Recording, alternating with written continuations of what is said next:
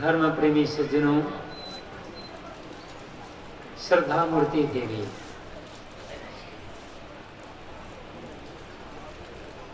सदगुरु कबीर का एक पद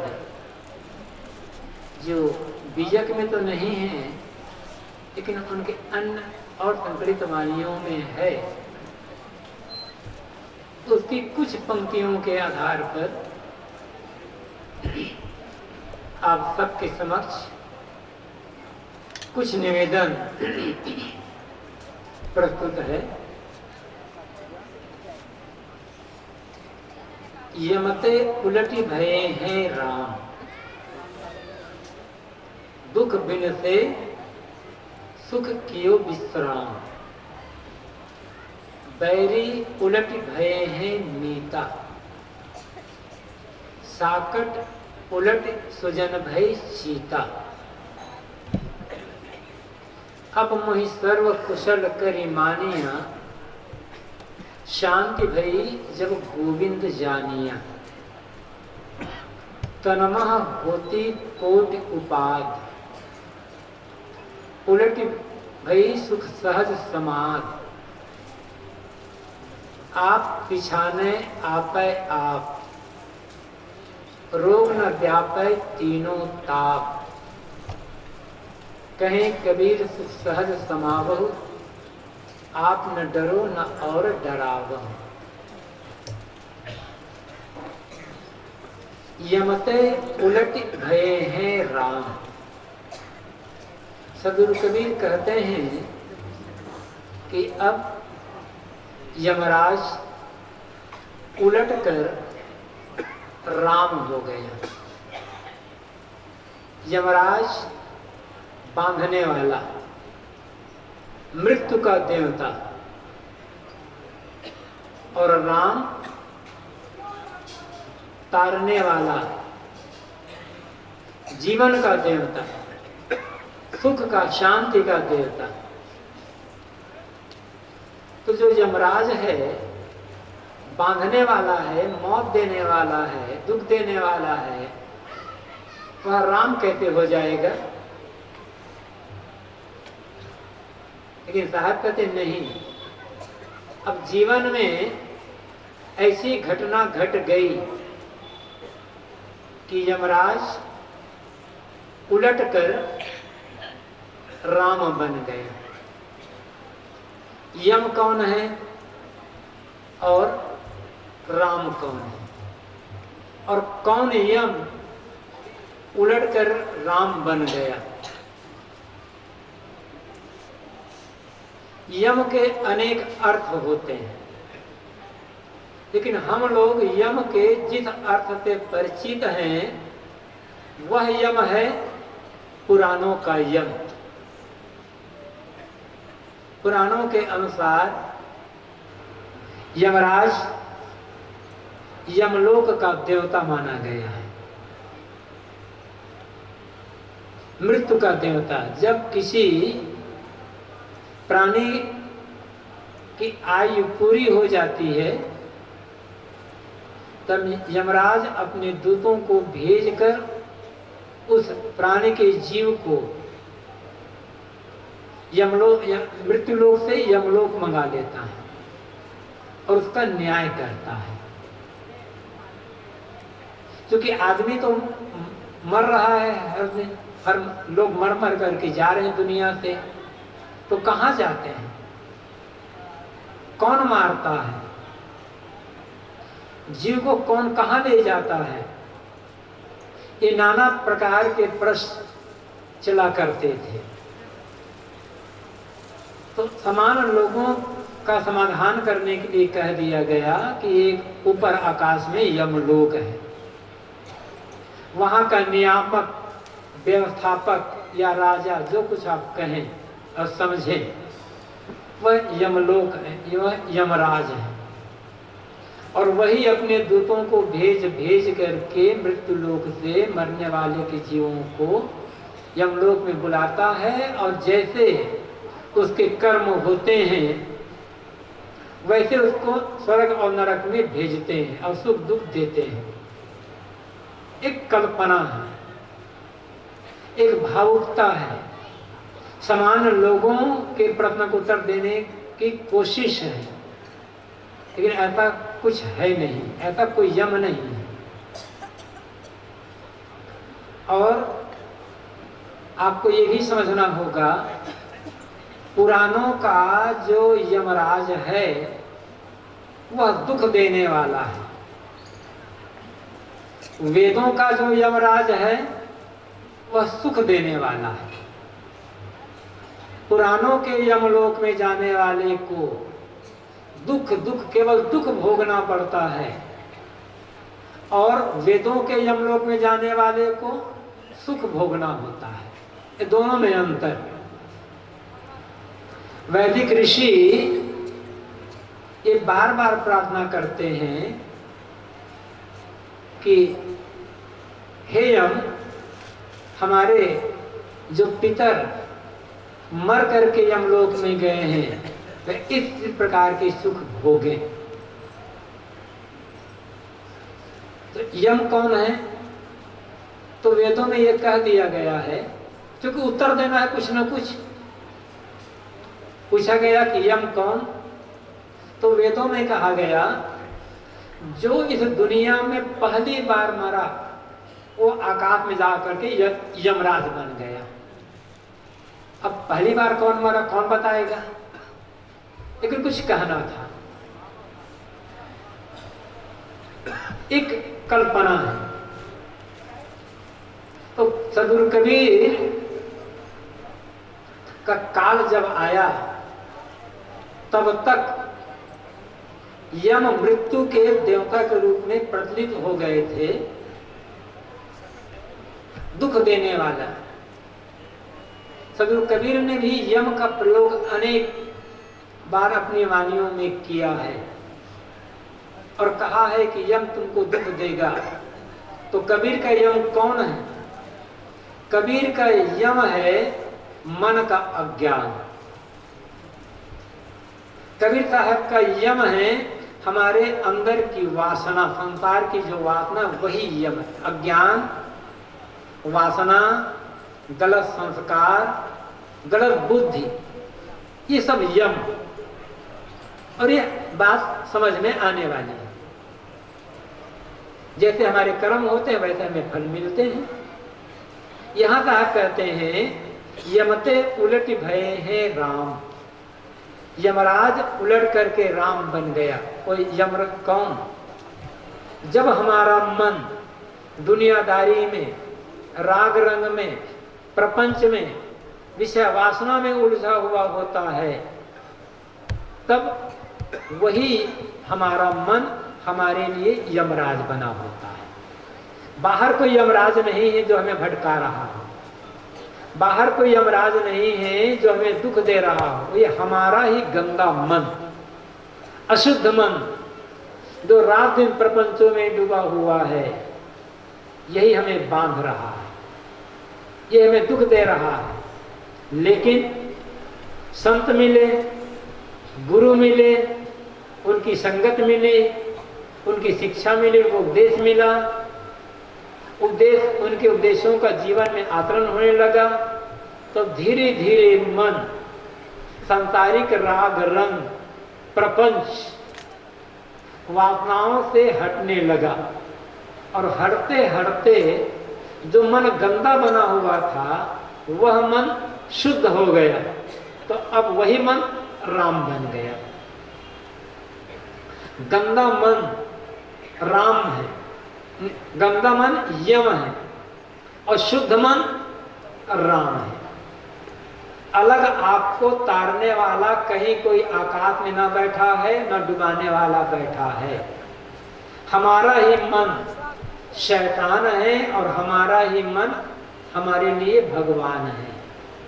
हमारा ही गंदा मन हमारे लिए यमराज है और हमारा ही शुद्ध मन हमारे लिए राम है, भगवान है। हर आदमी स्वतंत्र है कि अपने मन को वह यमराज बनाकर रखना चाहता है या राम बनाकर रखना चाहता है। संत गुरुजन नहीं मिले थे, सत्संग नहीं मिला था, सद्ज्ञान नहीं मिला था, तब जीवन में अनेक प्रकार के दुष्कर्म हो रहे थे। हम स्वयं ही हमारे लिए बंधन बना रहे थे। लेकिन अब जीवन पलट गया, बात समझ में आ गई, गलत समझ दूर हो गई, जीवन से सारे गलत कर्मों का त्याग हो गया और संयम सदनुसाचार का जीवन में पालन, बस राम मिल गया, मन राम बन गया। अब ऐसा किसी के भी जीवन में हो सकता है। कहानी हम पढ़ते हैं कि वाल्मीकि रत्नाकर थे, पहले लुटेरा और डाकू, लोगों को लूटते थे, मारते थे, हत्या कर देते थे, यम बने हुए थे। लेकिन सप्तर्षि या नारद मिले, उनकी संगत मिली, लूटना मारना हत्या करना छोड़ दिया, त्याग में तप में साधना में लग गए, तो वही रत्नाकर आदि कवि महर्षि वाल्मीकि बन गए और अपने लिए वो राम बन गए। कोई भी आदमी ऐसा कर सकता है, ये विशेषता है आदमी की। और हर आदमी का कर्तव्य है कि उसका अपना जो मन यमराज बना हुआ है, उसे दुख दे रहा, भटका रहा है, साधु संगत करके उसको राम बना लिया जाए। फिर वही मन भवसागर से पार होने में हमारा सहायक हो जाएगा। दुख बिनसो की सुख कियो विश्राम, सुखी अब मन राम बन गया है तो जीवन से दुख विदा हो गया, क्योंकि राम तो सुख देने वाला है। अब सुख में ही विश्राम हो रहा है। जब तक मन बाहर भटकता रहेगा, चंचल बना रहेगा, वासनाओं में डूबा रहेगा, तब तक हम आप चाहे जो कुछ कर लें और चाहे जो कुछ बन जाएं, दुख दूर होने वाला है नहीं। और यदि हम अपने मन को दुनियादारी से, रागराम से समेट लें, शुद्ध कर लें, तो जीवन में दुख आने का कोई प्रश्न ही नहीं होता, कोई प्रसंग ही नहीं होता है। अब तो सुख, आदमी चाहे तो हर समय सुख में विश्राम कर सकता है। मन में संतोष चाहिए, तृप्ति चाहिए, अच्छी समझ चाहिए,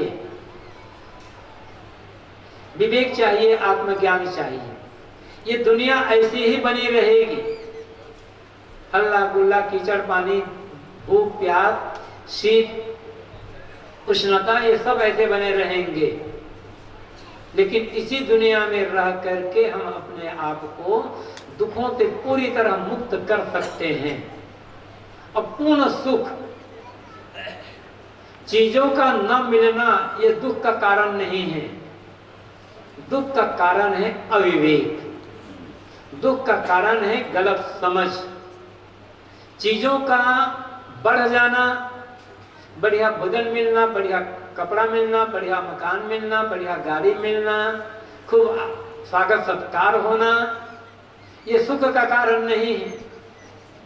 इनसे आपको मात्र सुविधा मिलेगी। सुख का कारण है विवेक, अच्छी समझ, मन की निर्मलता, आत्मतृप्त, संतोष। अब कोई भी आदमी अपने जीवन में यह काम कर सकता, हर आदमी स्वतंत्र है इसके लिए। क्योंकि अब यम राम बन गया है, इसलिए जीवन से दुख विदा और हर समय सुख में विश्राम। बैरी उलट भये हैं मीता, साकट उलट सुजन भय सीता। बैरी, शत्रु बदलकर मित्र बन गए। बैरी कौन? हम मानते हैं अमुक आदमी मेरा बैरी है, अमुक आदमी मेरा बैरी है, अमुक आदमी मेरा बैरी है। कोई बैरी नहीं है दुनिया में आपका। आपका यदि कोई बैरी है तो आप स्वयं हैं। और आपका कोई सच्चा मित्र है तो आप स्वयं है। जितना ज्यादा हमारा अहंकार होगा, जितनी ज्यादा हमारी कामना होगी, उतना ही हमें बाहर दुनिया में शत्रु दिखाई पड़ेंगे। अहंकार मिट गया, कामनाएं शांत हो गई, निष्कामता आ गई, विनम्रता आ गई, निश्चलता आ गई, सबके प्रति आत्मी भाव हो गया। लगेगा कि सब मेरे मित्र हैं, सहयोगी हैं। दुनिया को नहीं बदलना है, बदलना है अपने आप को। और अपने आप बदलने का अर्थ है अपने मन को, अपने आचरण, अपने कर्म, अपने व्यवहार को। बस सब मित्र ही मित्र हैं। कौन बैरी है? बाहर का बैरी जिसे हम मानते हैं मेरा बैरी है, वो क्या करेगा? ज्यादा से ज्यादा हमारे मकान को छीन लेगा, हमारी दुकान को छीन लेगा, हमारी जमीन को छीन लेगा, और ज्यादा करेगा तो इस शरीर की हत्या कर देगा। इससे अधिक तो कुछ नहीं करेगा ना। लेकिन हमारा मन गंदा बना हुआ है, हम स्वयं बैरी बने हुए हैं, गलत सोच रहे हैं, गलत खा रहे हैं, गलत पी रहे हैं, गलत कर रहे हैं, तो हम तो जन्म जन्मांतर बिगाड़ रहे हैं। एक जन्म नहीं, कितने जन्म को हम बिगाड़ रहे हैं। इसलिए बाहर किसी बैरी को मारना नहीं है, मारना है अपने गलत मन को, अपने दोषों को, अपने विकारों को, अपने मन की बुराइयों को। जिसने अपने मन की बुराइयों को मिटा लिया, अपने अहंकार को मिटा दिया, मन की कामनाओं को शांत कर लिया, शमित कर लिया, उसके लिए बाहर के बैरी भी मित्र बन जाते हैं। हम ऐसा करके देखते नहीं, अनुभव नहीं करना चाहते। हम पढ़ते हैं, सुनते हैं, कहते हैं, लेकिन जो पढ़ते सुनते कहते हैं जीवन में उनका प्रयोग नहीं करते। और जब तक जीवन में प्रयोग नहीं होगा, ज्ञान की ऊंची से ऊंची बातें हवा बन करके उड़ जाएगी। हम प्रयोग करना शुरू करें तो छोटी छोटी बातें जीवन को बदल देंगी और कल्याण हो जाएगा। हमें अपने जीवन को प्रयोगशाला बनाना होगा, प्रयोग धर्मी जीवन बनाना होगा। जब जीवन प्रयोगशाला बन जाएगा तब दुख का प्रश्न कहां है? कॉलेज में लेक्चरर विद्यार्थियों के सामने लेक्चर देता है, थ्योरी बताता है, और थ्योरी बताने के बाद वो लेक्चरर विद्यार्थियों को प्रयोगशाला में ले जाकर के प्रयोग करवाता है। प्रयोग करवाने से प्रत्यक्ष अनुभव में आ जाती है बात, तो ज्ञान पुष्ट हो जाता है। ऐसे ही सत्संग में, पुस्तकों में एक थ्योरी बताई जाती है, सिद्धांत बताया जाता है, प्रयोग हमको अपने जीवन में करना होगा। और हम प्रयोग करना नहीं चाहते। क्यों? प्रयोग करने में मन को मारना पड़ेगा, इंद्रियों को मारना पड़ेगा, सुविधा का मोह छोड़ना पड़ेगा। कठिनाई है, आदत बिगड़ी हुई है, इसलिए हम प्रयोग नहीं करते। प्रयोग करेंगे, ज्ञान जीवन में उतरता चला जाएगा, और जितना उतरता चला जाएगा उतना दुख खत्म होता जाएगा। दुख खत्म ही नहीं होगा, बाहर कोई बैरी रह ही नहीं जाएगा। कौन बैरी है बाहर? जो ज्ञान की बातों को जो अपने जीवन में प्रयोग करता जाता है, एक एक बात प्रयोग करता जाए,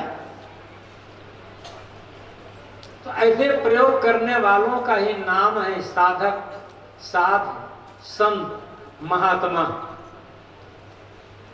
कपड़ा बदलने मात्र से कोई महात्मा नहीं हो जाता है। कपड़ा बदलने से तो हम साधु बन जाते हैं, साधु होते नहीं। और साधु बनने में, धर्मात्मा बनने में पुजारी बनने में बड़ी सरलता है, साधु होने में, धर्मात्मा होने में, साधक होने में, भक्त होने में, पुजारी होने में कठिनाई है। बनने में सरलता, होने में कठिनाई। हम बनना चाहते हैं, बनना जानते हैं, होने के लिए प्रयास नहीं करते। और जब तक होंगे नहीं तब तक परिवर्तन नहीं होगा जीवन में। गेरुआ कपड़ा या सफेद कपड़ा पहन लिए, साधु बन गए, हुए थोड़े। जो सचमुच में साधु हो जाता है या धर्मात्मा हो जाता है, भक्त हो जाता है, उसके जीवन में दुख रहेगा नहीं, उसके जीवन में बैर विरोध का भाव निकल जाएगा। जो साधु बनता है, साधु बन करके तो गलत काम किया जा सकता है, धर्मात्मा बनकर, पुजारी बनकर, भक्त बनकर और बहुत कुछ बनकर गलत काम किया जा सकता है, लेकिन साधु होकर गलत काम नहीं किया जा सकता, धर्मात्मा होकर गलत काम नहीं किया जा सकता, भक्त और पुजारी होकर गलत काम नहीं किया जा सकता। आप कहेंगे हमने देखा है अनेक साधु को, धर्मात्मा को, भक्त को, पुजारी को गलत काम करने के लिए, तो वो सब बने हुए हैं, हुए नहीं। साधु जो हो जाएगा गलत काम कैसे करेगा? उदाहरण समझ लो, रावण सीता का हरण करने के लिए साधु बन करके आया था ना। यदि साधु हो गया होता तो हरण करने की आवश्यकता क्या थी? साधु जो हो जाएगा पराय नारी का हरण करेगा, विद्यापातना में पड़ेगा, साधु हो जाएगा, तब बना हुआ था ना। तो रावण साधु बन कर गया था, साधु होकर आया नहीं था। ये प्रत्यक्ष उदाहरण समझ सकते हैं हम सब। धर्मात्मा जो बन जाएगा, धर्मात्मा होने का अर्थ क्या है? धर्मात्मा होने का अर्थ है धर्म को जीवन में जीना।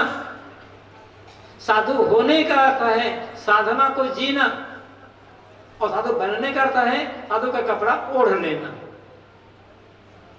नाटक होता है, कोई राजा बन गया और सुबह तुम्हें कहे मेरा ये काम कर दोगे, करोगे? वो तो बना हुआ था ना, केवल रात भर के लिए बना था। सुबह तो भिखारी बेचारा मजदूर खेत जाता है कहे गोड़ने के लिए। राजा हो जाएगा तो कभी खेत जाएगा, मजदूरी का काम करेगा, बना हुआ था राजा। तो बनने से काम नहीं होगा, काम होगा होने से, और होने के लिए जीवन में प्रयोग करना होगा। जितना हम ज्ञान की बातों का प्रयोग करते जाएंगे उतना जीवन ऊपर उड़ता चला जाएगा। जब जिस आदमी ने अपने मन को मित्र बना लिया,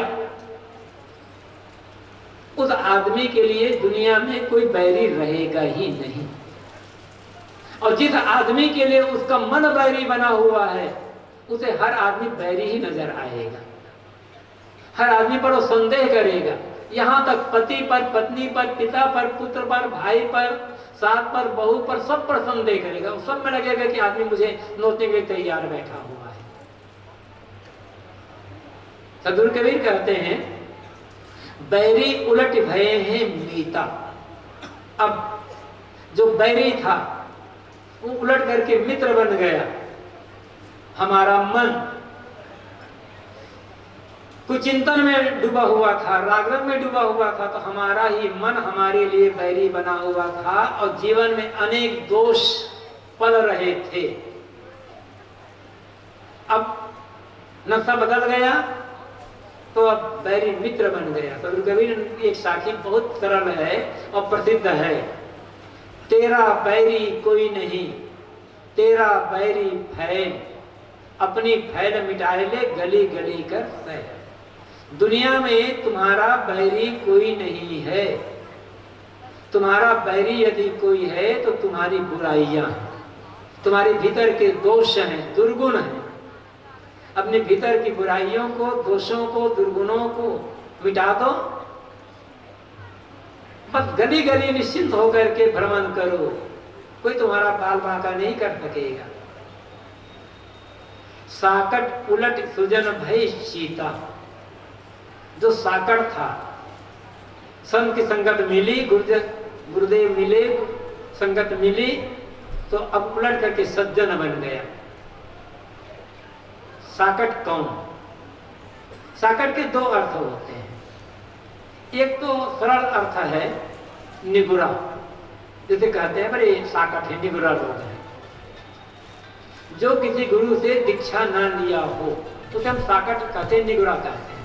लेकिन ये ऊपर ऊपर करते हैं, स्थूल अर्थ है। साकट वह है जिसका खान पान गंदा है,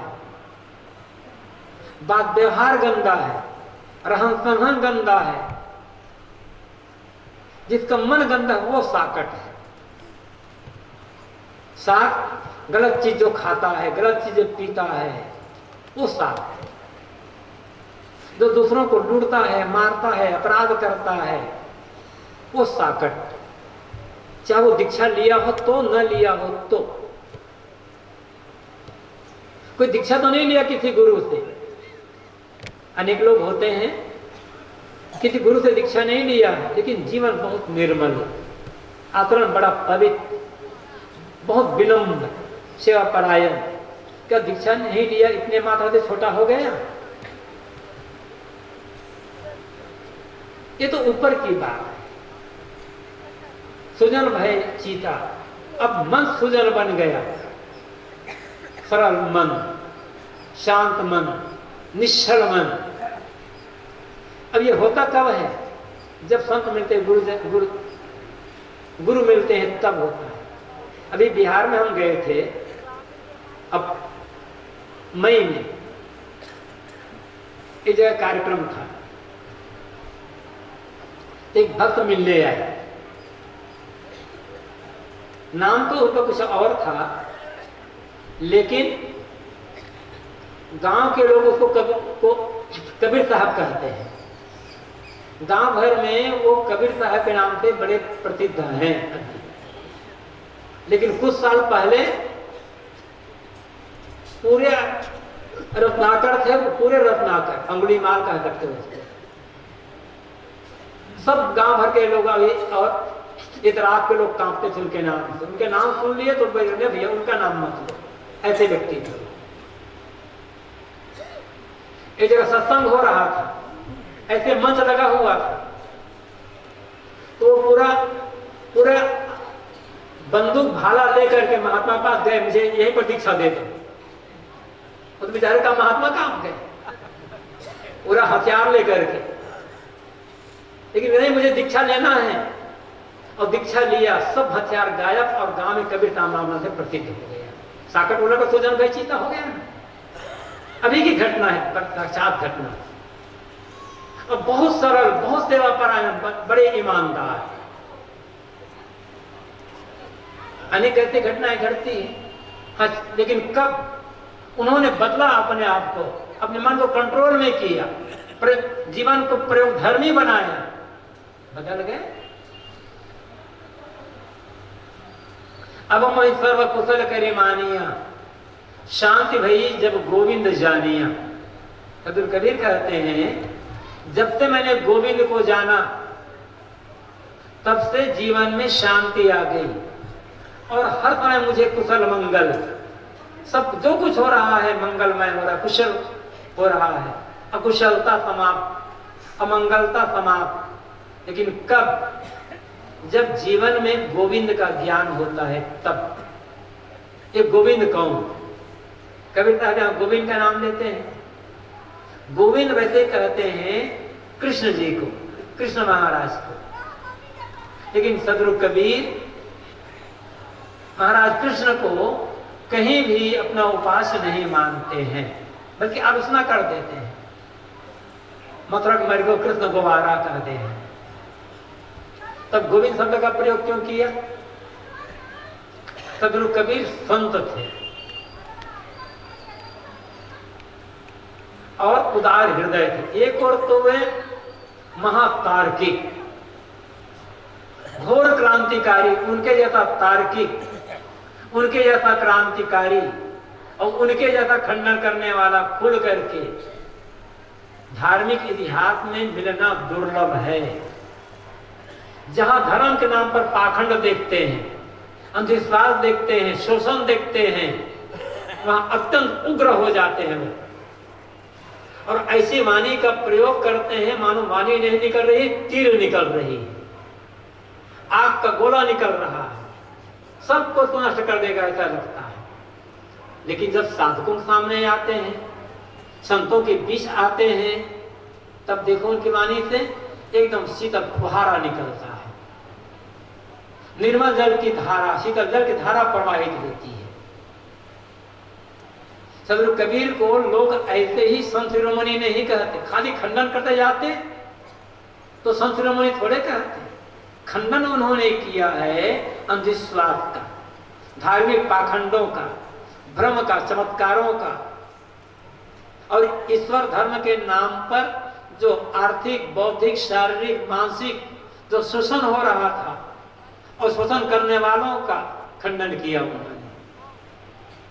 लेकिन वे साधना परायण संत, आत्मलीन संत, आत्मस्थित संत, तभी वे कहते हैं कबीर जात पुकारिया चढ़ी चंदन की डाल।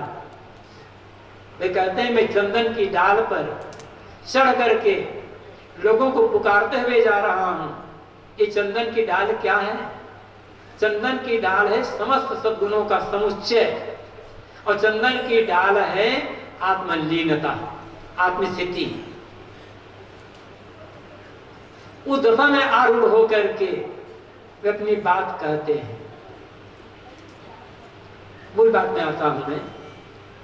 सदगुरु कबीर के जमाने में राम, हरि, सारंगपाणी, गोपाल, गोविंद, ये वैष्णव परंपरा के अनेक शब्द समाज में प्रचलित थे, और सदगुरु कबीर को उन लोगों को अपनी बात बतानी होती है, इसलिए वे उनके भी शब्दों का प्रयोग करते हैं। जैसे कोई महात्मा है, उसके सामने कोई साधारण आदमी आया, वो बहुत सही समझता सिद्धांत की बात, जड़ चेतन का भेद क्या है वो समझ नहीं सकता, उसकी बुद्धि तो नहीं, सामान्य आदमी है। कहते महाराज बताइए सुख कैसे मिले, महाराज शांति कैसे मिले, कल्याण कैसे मिलेगा? महात्मा का भी भगवान का भजन करते रहो। ये तो मतलब थोड़े है कि आरती करो या भगवान ऊपर पुकारो, मतलब सेवा करो, भक्ति करो, सत्संग करो, ये उनका मतलब है। ऐसे साहब गोपाल, राम, हरि, सारंगपाणी या अन्य और वैष्णव परंपरागत शब्दों का प्रयोग करते हैं, लेकिन अर्थ अपना देते हैं। यहाँ उनको गोविंद का अर्थ है आत्मा, जीव, चेतन, अपना स्वरूप। शांति भई जब गोविंद जानिया, जब गोविंद को जान लिया, आत्म तत्व को पहचान लिया, ये पता चल गया जिसे मैं खोज रहा था, जिसकी तलाश में मैं भटक रहा था, वो बाहर कहीं नहीं, वो तो मेरा अपना आपा ही है। तो भटकाव दूर हो गया, पाने की कामना मिट गई, और पाने की कामना मिटते ही जीवन में शांति स्थापित हो गई। जब तक कामना है, जब तक भटकाव है, तब तक अशांति में जीवन व्यतीत होगा। भटकाव दूर हो गई, स्थिरता आ गई जीवन में, निश्चलता आ गई, कामनाएं मिट गई, निष्कामता आ गई, अशांति का प्रश्न ही नहीं है। तो शांति भई जब गोविंद जानिया, गोविंद को जाना, आत्म तत्व को जाना, स्वरूप की पहचान हुई, तो जीवन में हर समय कुशल मंगल ही है। किस बात को जब पता चल गया कि संसार के एक तृण पर भी मेरा अधिकार नहीं है, सारी चीजें मायावी है, दुनिया में चीजें मिलती है और इस दुनिया में यही रह जाती है, सब तरह से मन निर्मोह हो गया, अधिकार की भावना मिट गई, तब हानि किस बात के लिए, चिंता किस बात के लिए, भय किस बात के लिए? जब तक मन में लोभ रहेगा, कामना रहेगी, इच्छा रहेगी कुछ पाने की, कुछ खाने की, कुछ देखने की, कुछ बनने की, तब तक मन में चिंता रहेगी, तब तक मन में भय रहेगा, और जहां चिंता और भय है वहां पर अशांत, पीड़ा, और क्या मिलना है? सोचे इस दुनिया में किस चीज पर हमारा अधिकार है?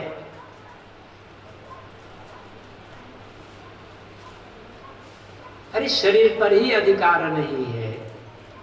क्या आप अपने शरीर को पकड़ करके रख सकते हैं? क्या आप अपने शरीर को बूढ़ा होने से रोक सकते हैं?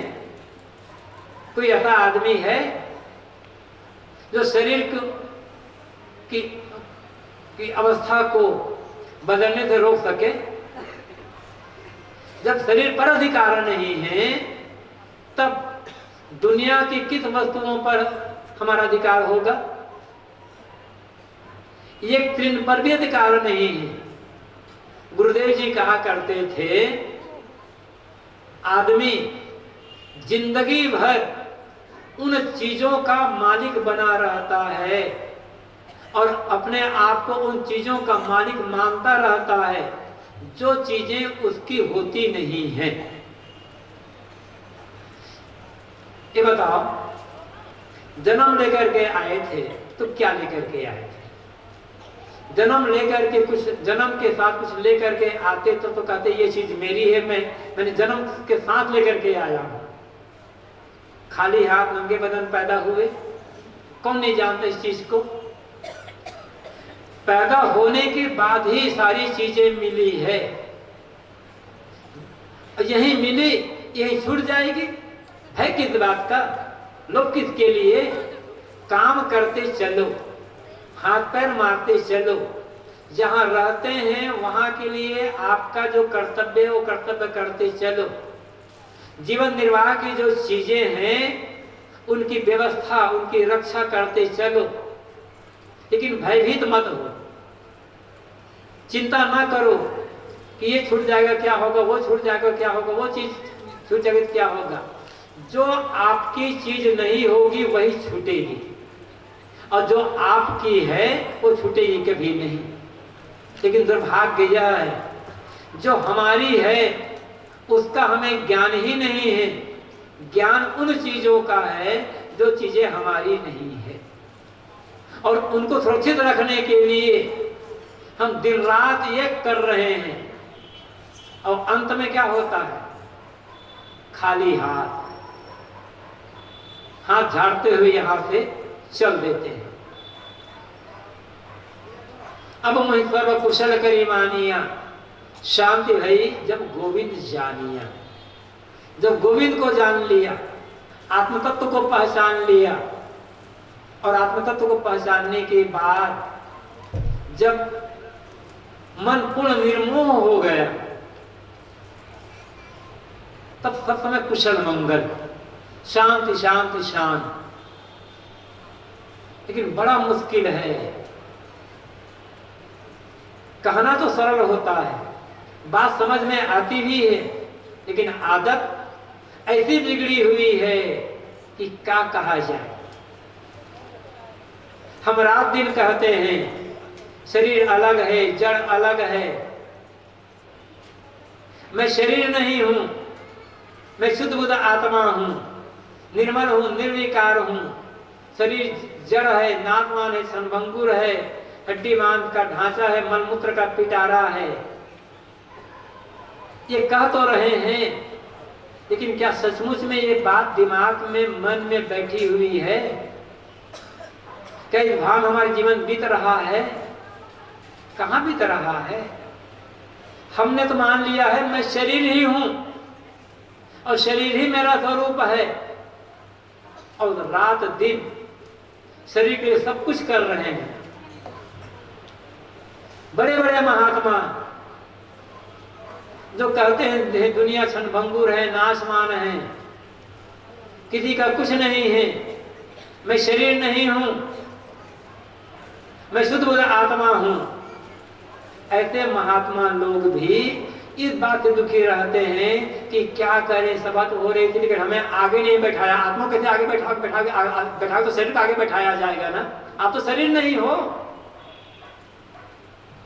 किसी ने हमें माला नहीं पहना, माला शरीर पहनाया जाएगा कि आत्मा पहनाया जाएगा? आप तो शरीर हो नहीं ना। फिर दुखी क्यों हो किसी ने आपको माला नहीं पहनाया? इसका मतलब आप मान रहे हो मैं शरीर हूं, तब दुखी हो रहे हो। एक जगह कार्यक्रम हो रहा था, एक प्रदेश की बात है, बहुत से महात्मा आए थे, सत्संग हो रहा था। एक महात्मा ने कहा क्या कहें, यहाँ के पंपलेट में तो हमारा नाम छपा नहीं है। मैंने उनसे पूछा था आप कौन है, आपका नाम क्या है? बताया अमुक नाम। तेरे नाम शरीर का नाम है कि आपका नाम है? शरीर का नाम। तो आप तो शरीर नहीं होना, तो आपका नाम छपन तो दुख की बात है, दुख हो गए आपको। इसका मतलब आप मान रहे हो मैं शरीर हूं, तब दुखी हो रहे हो कि मेरा नाम नहीं छपा। बात सूक्ष्म है, जल्दी समझ में नहीं आती। हमारा जीवन शरीर केंद्रित जीवन हो गया है। अरे कहीं भी बैठने को मिल जाए बैठ जाओ, आप आगे बढ़ जाओगे। आगे आपको बैठा दिया गया तो आपकी मुक्ति डिग्री थोड़ी बड़ी हो जाएगी क्या? आपको प्रवचन पंडाल में आगे बैठा दिया, सामने लाइन में बैठा दिया गया तो आपके मन की पीड़ा दूर हो जाएगी, बंधन कट जाएगा। और जो जिन्होंने अपने मन के बंधन को काट लिया वो कहीं भी बैठे, आगे पीछे क्या फर्क पड़ता है? क्यों ऐसा होता है? देहाभिमान। जितना देहाभिमान ज्यादा होगा उतना हम इस कोशिश में रहेंगे कि हमारा नाम बहुत दूर दूर तक फैल जाए, क्योंकि नाम शरीर का होता है, आत्मा का नाम नहीं होता है। किसका नाम फैलाना चाहते तो शरीर का नाम ना, अब आप शरीर हो नहीं। क्यों ऐसा हो रहा है? पूर्ण आत्मबोध की कमी अभी है। अभी मन में कहीं ना कहीं बात बैठी हुई है कि मैं शरीर हूं, शरीर मेरा स्वरूप है। आत्मज्ञान कहां हुआ है? ठीक है, जब तक शरीर है तब तक इसकी व्यवस्था करनी पड़ेगी, खिलाना पिलाना पड़ेगा, लेकिन फिर सम्मान की चाहना नहीं होगी। मेरा नाम फैले, मुझे माला पहनाए, लोग मुझे जाने, ये चाहना नहीं होगी। यदि चाहना है तो अभी आत्मबोध पूरा नहीं है। बड़े बड़े संतों को देखो, कोई चेष्टा ही नहीं किया उन्होंने।